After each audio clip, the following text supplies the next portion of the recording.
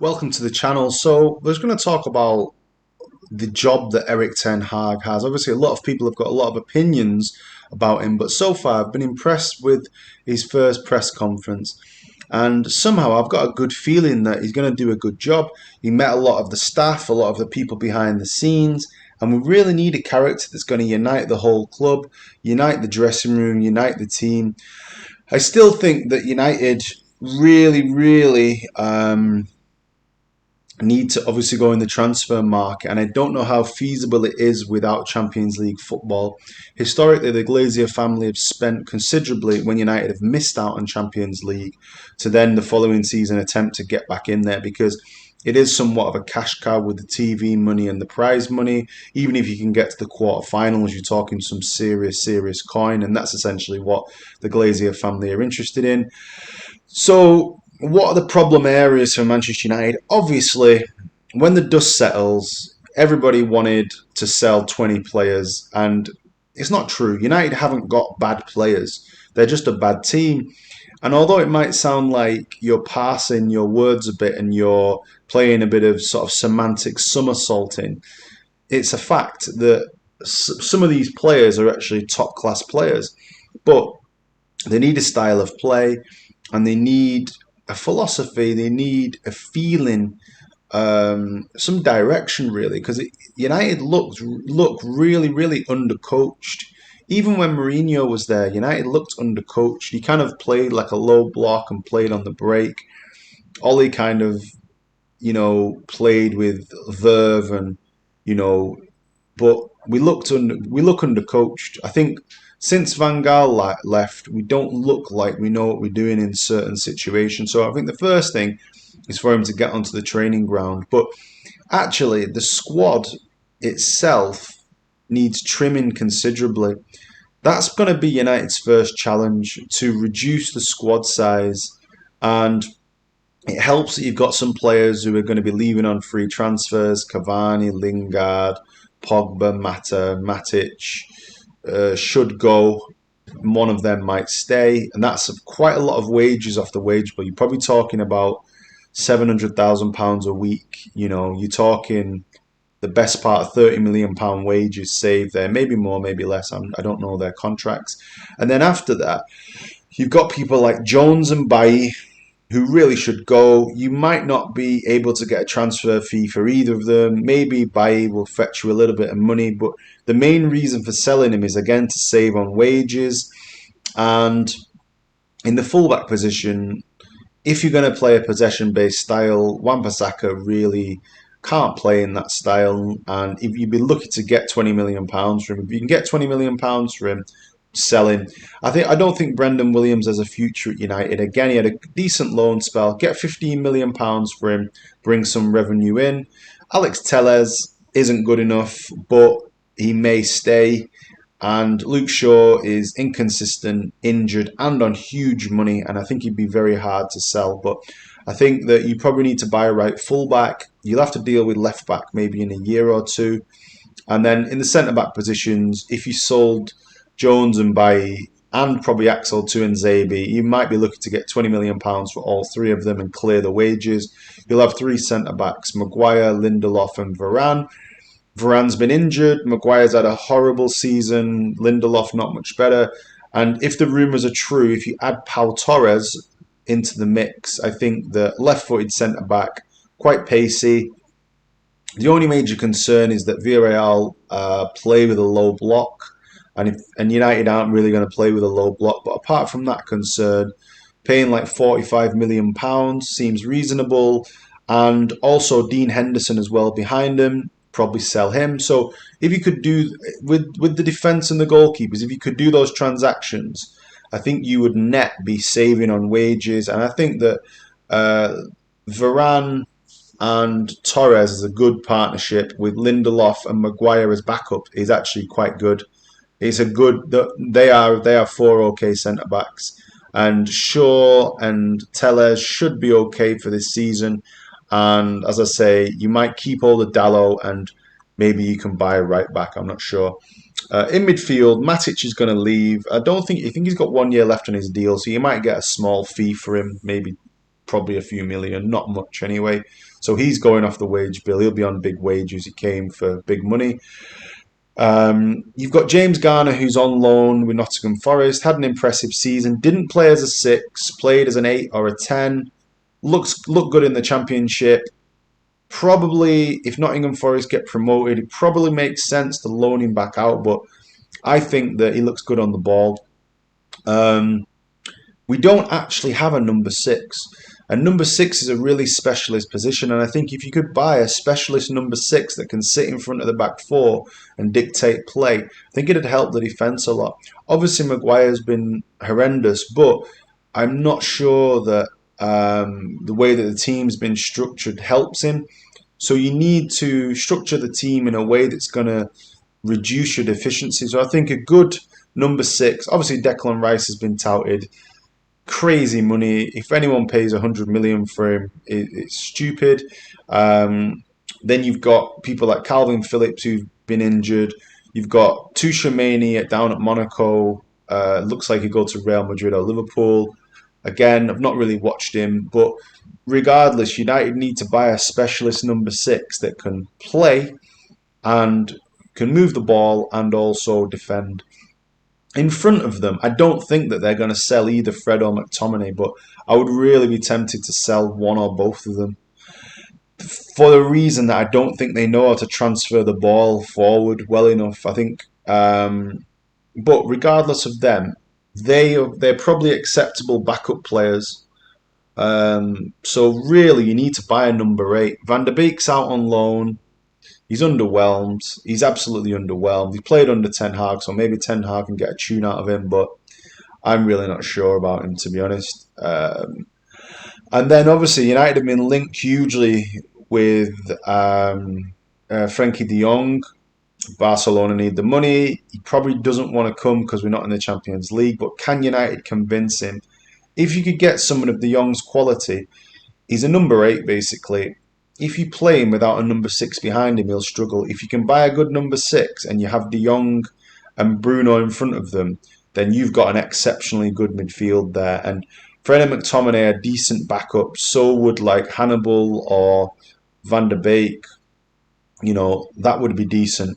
In front of them, as I say, like you've got Bruno. Bruno's had a bad season as well, but Bruno's a class player. Just signed a new deal. And if Ten Hag's going to play 4-3-3, I think Bruno can slot in there somewhere. Obviously, to recap, Pogba's going to leave, Lingard's going to leave, Mata. So you're talking about quite a lot of number 10s that are leaving, and you probably will look to promote some of the youngsters into the first team. Maidry looks like he's coming through, and he's sort of like a number 8, number 10.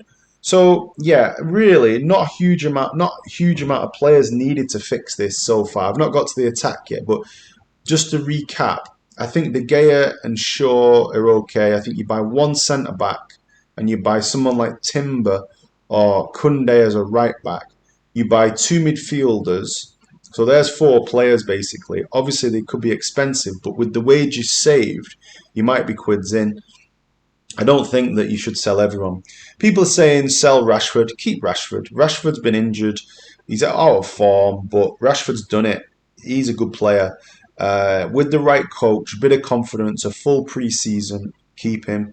Sancho will be better this season, and Elanga deserves to be a squad player. So those 3, I think that Ronaldo will stay as well for one more season. So you've got 4 forwards there, 4 into 6. The others, I think Martial, he's had a disastrous loan spell. His transfer value's probably plummeted. I think he's on huge wages as well. I think if United can get a fee for him, they'll move him on, and they really should. Cavani's obviously going to leave. Greenwood, I don't know what's going to happen. His bail's been extended. So let's just count Greenwood out. And then, so you've got sort of 4 players there. As I say, you've got Sancho, you've got Elanga, you've got Rashford, and you've got Ronaldo. You really need to buy a striker, a central striker, actually. You could bring Ahmad back. He's another wide man. Again, he's underwhelmed at Rangers. if you can't really get into Rangers' team, it's kind of a bad indictment. Not saying that Rangers are a bad team, but Scottish football, you should be able to dominate there if you want to do well at Man United. So again, Pellistri and Ahmad paid big fees for them. You've got some question marks over them. And then if we park the transfers for a minute, you've got people like Garnacho, bit of a wild card option. He's only 17, looks really thin. Maybe he could come off the bench, but might be better loaning him out somewhere.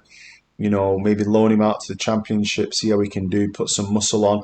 But you've got those 4 forwards into 3, but into 6, assuming you've got 3 positions with a backup for each. I think that you probably want to buy a striker, and you probably want to buy a wide man. So obviously we've been linked with Anthony from Ajax. Again, I don't really know much about him. There are some decent wide men out there, like Ismail Sarr's been relegated with Watford. He's okay. Usman Dembele's on a free transfer from Barcelona. No transfer fee, probably big wages. He could be an interesting option. You've got Jared Bowen, I think, has done quite well this season and last season. West Ham probably won't sell him. You've got Rafinha stayed up with Leeds. I think he'll be off to Barcelona, but he could be a decent option for someone. So you've got quite a lot of wide men out there. I think you need to either play Sancho on the right flank, or you need another winger, assuming that Ahmad and Pellistri aren't available, and then you need a striker. And Ronaldo's 37. He can't play every game, and assuming you get rid of Martial, which I think you will, and Greenwood isn't available, then you need to go and get someone. The striker I've seen that I've rated the most is actually Victor Osimhen from Napoli, Nigerian striker, 23 years of age. I think he looks top class. I saw him against Leicester City. He looks really aggressive. He looks really strong. He looks like he's in between the posts. He looks like a goal threat. He looks physical. He looks like he's got pace. Really like what I saw. I think I would take a chance on him.